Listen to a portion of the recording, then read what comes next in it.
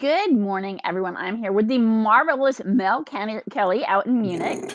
He is the author of these two fabulous books, and he's very happy to be here, as you can see.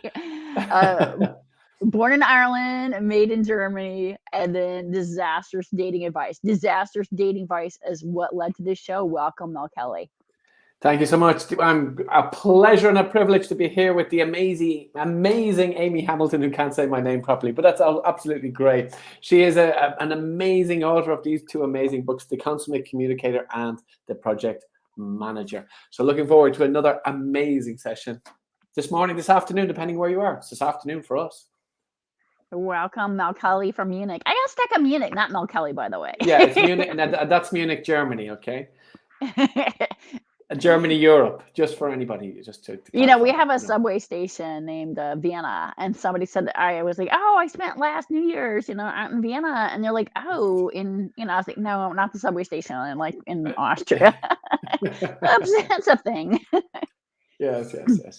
Yes. So what is our amazing topic for today? Mal, as you know, we've moved on to Disastrous Life Advice. We're waiting on your next book, which seems to be taking a long time to come out on your disastrous interview tips. Very excited about that new book. So you've done the interviews, we've used your bad advice, and now because we used your bad advice, we did not get the job. So what is your disastrous tips for somebody to do? What do you do when you don't get the job? Well, the bad advice is it's like, the bad advice would be, it's a little bit like the jilted lover, Do you remember what was that movie a long time ago with the rabbit with Michael Douglas and Glenn Close? Fatal Attraction? There you go. That's exactly it. So what did she do? She broke into his house. She got the bunny. She put the bunny in the mixer. Well, don't do that. Thank you for do not do that. That is actually some very good advice. Do not break into the person's house that you interviewed with and boil their bunny. Do not that. But the dog or the cat might be okay. Would have a bigger emotion. No. We do not kill pets on this show. The animal friendly show, Mel. You live in Germany where animals matter more than people. So animals are very important. Animals are much more important than children here, obviously. Yes, of course. So what is the bad advice? Bad advice is you need to send a letter. You need to apply again. You need to say, yes, you've rejected me, but I reject the rejection. That's probably a good place to start. You say, I reject the rejection. I think it's inappropriate. I don't think you're in a position to be able to reject me. And I think the best thing we should do is I'll see you all on Monday morning when I turn up at 9 o'clock at the office. Perfect. Mel, I really like that idea. Just show up on Monday like you still think you got the job, right? Like, yeah, hey, what's up? Yeah, just reject the rejection. I didn't get that memo. I thought the memo said yes. Don't take the first rejection. Exactly. Don't take the first rejection. I mean, look at any of the great leaders, any of the great entrepreneurs and visionaries of our time. They have to deal with a lot of rejections. So get through those rejections. Even if they reject you 10 times, doesn't matter. Still turn up on that Monday morning, 9 o'clock. Be there in the office, ready to go, ready to perform, So that's, reject the rejection. I think that's some really interesting advice.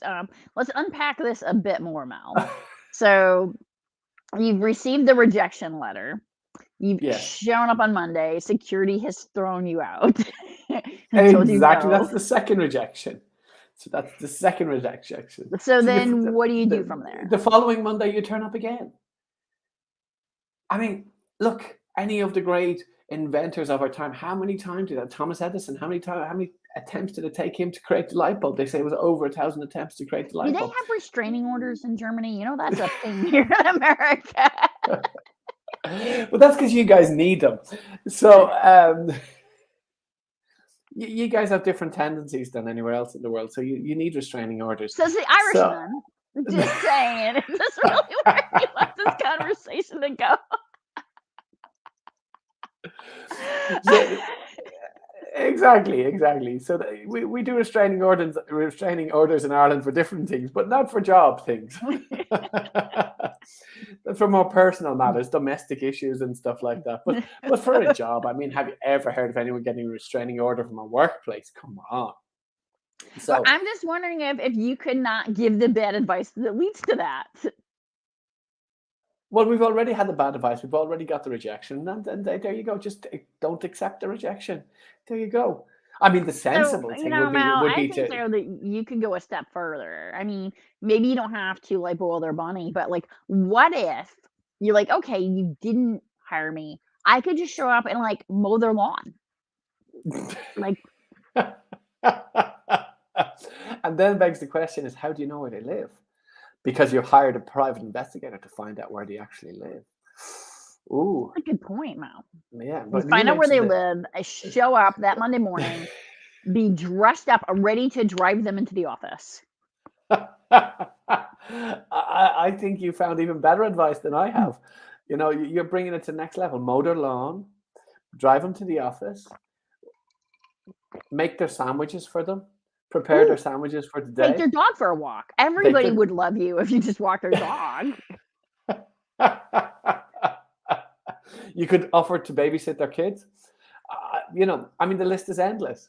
I think it would just inspire trust, and they definitely would hire you. Yeah, you know. So, getting rejected is hard, whether it's in work or in love, and definitely hard to go through the entire interview process, especially if you've gone through multiple interviews with a company and get turned down. So, how would you say you should deal with this, like emotionally?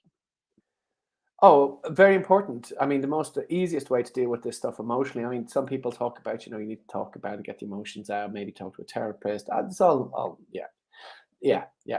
It's one way, perhaps. Better way, alcohol. Lots of alcohol. Numb all those feelings. Repress any of that stuff.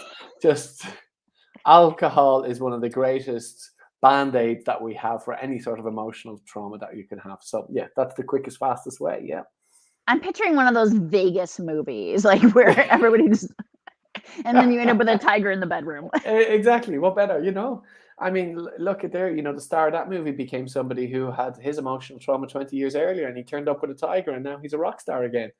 So There you go. there you So, go. There you deal go. with And your that emotions, heavy alcohol, fly to a place like a Vegas, and bring a get a tiger. tiger, get a tiger there. What else Nothing would you can go need? wrong with that. Exactly. So there you go. That's a perfect formula recipe for dealing with the job. Reject the rejection, turn up at your boss's place, offer to do any sort of job for him. And if you're actually emotionally traumatized by any of this, just excessive amounts of alcohol, go to Vegas and hope for a tiger in your bedroom. There you go. Mal, wonderful summary. Absolutely terrific show. Next week, we are going to be talking about National Read a Novel Month, which is very exciting, and how not to write your book. Okay. So it is going to be a wonderful episode. Thank you, everyone. Thank you so much. See you all next week.